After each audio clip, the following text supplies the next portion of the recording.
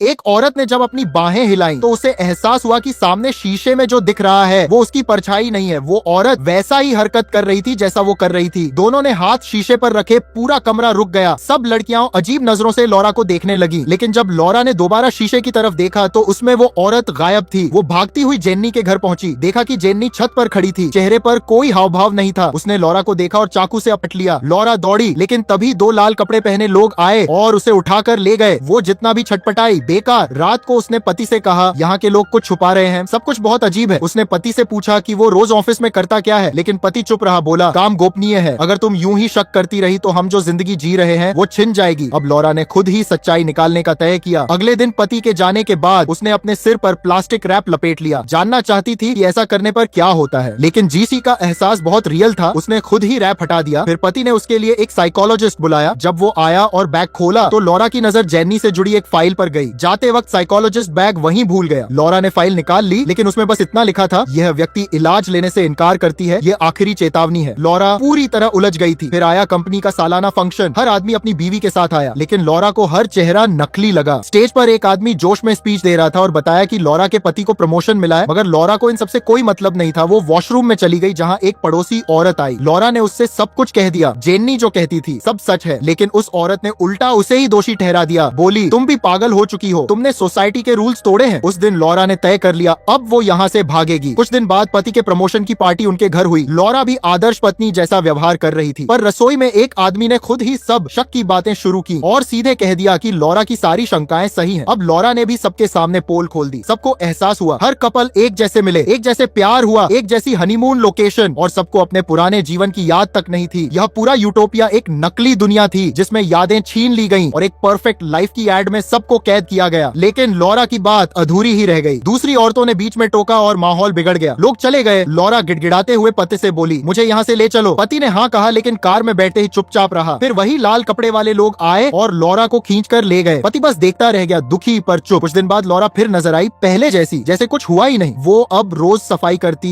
yoga class जाती, पति के लिए खाना बनाती, सब कुछ नॉर्मल था, सब कुछ मीठा और परफेक्ट लग रहा था, जब तक पति ने एक पुराना म्यूजिक ट्रैक प्ले नहीं कर दिया और उस